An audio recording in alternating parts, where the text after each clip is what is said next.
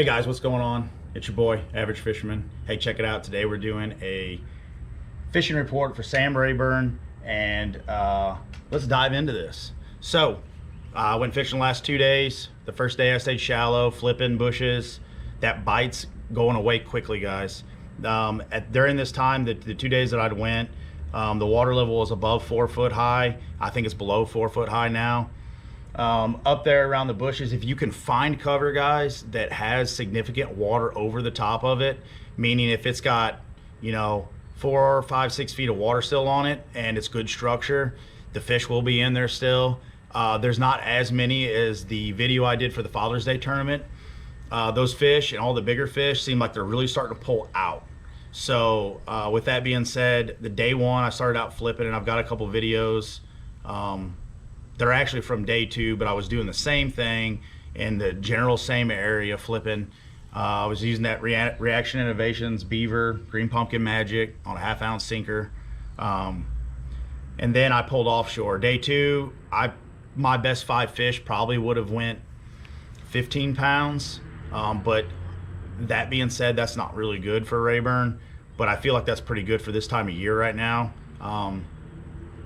The numbers offshore are starting to get there, but they're super scattered, guys. Listen, they're drawing this lake so hard that on my down imaging and live scope, I can see the silt being stirred up on the bottom. No, it's not the thermocline, it's silt. That's how hard they're pulling this lake. It's really got the fish kind of whacked out because they're not used to that, guys. So when you go offshore, I was simply targeting the structure that Rayburn has on it, your channel swings, your hard spots. The fish are really scattered, so I would have pulled up and dropped the trolling motor. I might have caught 1 or 2 and then went on. I didn't get any video fishing offshore. I had camera issues and I turned around and it wasn't running, and so I didn't get that footage, but I did all my damage on a Carolina rig and a crankbait offshore. Size did matter, I found out, and I'll get to that right now. So offshore, I was throwing a old 18 Suppressor Series rod. This is a 7'6" heavy rod.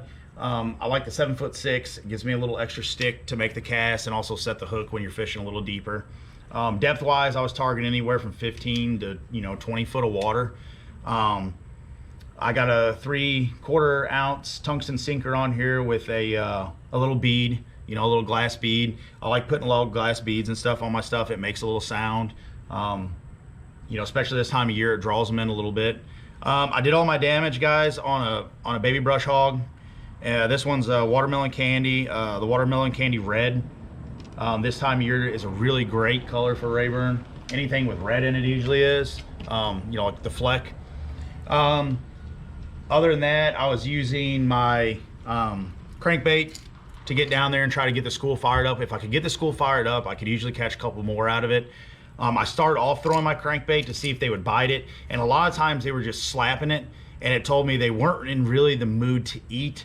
So with that being said, I was throwing a 8XD style. I say 8XD, but I'm just referring to size again. It was that size plug, and they were just slapping at it. So what I did was I backed off on the size. I was throwing a Berkeley dredger, and the reason I got the Berkeley dredger is just because it gets a little bit deeper than a 6XD, and with the water still being 4 foot high at the time, I was trying to reach those fish down there with a crankbait without having to throw an 8XD, so I had a Berkeley dredger on. The dredger is a great bait. I was actually throwing this color right here, and you can see starting to get beat up. The fish were hammering on it. It has the bait profile of a 6XD, and I showed it in my other video before when I was talking about cranking. The fish wanted something a little bit smaller. It seemed like they are a little lethargic. They're kind of, they're not looking for that big meal yet, because traditionally this time of year in Rayburn, you're fishing your piles, you're throwing big 10.5-inch worms, 12-inch worms, you're throwing bigger crankbaits, and those fish are looking for a meal because they're super skinny right now. I mean, their metabolisms are running, and when they do eat, they're looking for a big meal. A lot of times this time of year, they're going up and they're eating crappie in their brush piles. So A lot of guys are throwing those bigger plugs and stuff of that nature, you know, imitating, you know, crappie. But I was throwing this on a this Berkeley dredger. This is actually, this one goes down 25 feet, so it's allowing me to target these fish that were still a little bit deeper. Like I said, I was fishing up to 20 foot of water, but I got a plug that's gonna go a little further, so I guarantee I'm making contact with the bottom, which is important when you're cranking. I got this paired with my old 18 rod suppressor series.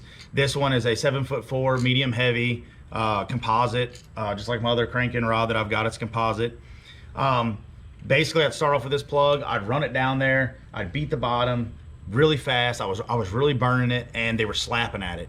And if they didn't eat it initially, that's when I pick up my Carolina rig. And guys, when I would say dragging slow, I was counting the pebbles on the bottom, just real slow drag.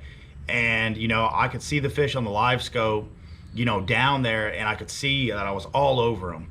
And I just drag real slow, and you know, 9 times out of 10, if it was a bass, I've got a video of a drum I'll put in there in this video. And I thought that I'd finally got a nice one, but it was a big drum.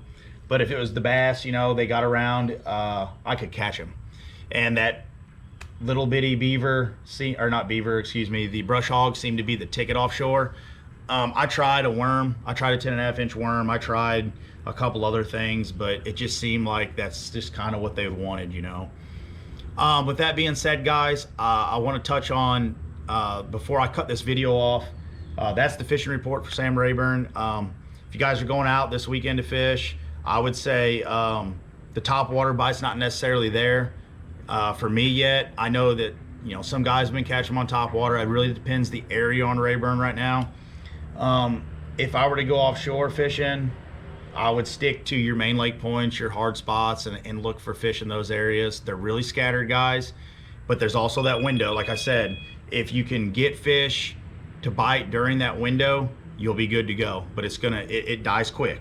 So with that being said, guys, I want to let everybody know, to close this video out, be careful while you're out there running. This is a really dangerous time to run right now in Rayburn, because the water's high enough to hide stumps, but it's not high enough to just run all over the place. Okay, I think Ken Smith put out a video on his YouTube channel saying that you know, there was a big tree that was floating that moved further down from Caney Creek Canal. I found that yesterday. So please be careful while you're out there running. If you got this stuff that's marked on Rayburn that was dangerous, that was floating before, be careful while you're running out there, because that water got so high, it's relocated a lot of stuff further down, guys. It's moved some of them trees further down the lake. So if it was safe to run in that area before, it doesn't mean necessarily it's safe now. But with that being said, guys, I'm going to close out this video. If you could, hit like, follow my page, and share my content, guys. I can't tell you how much that helps me out. On the next video, I'm going to put this in this video. The next video, I'm going to start doing a little bit of giveaway every so long.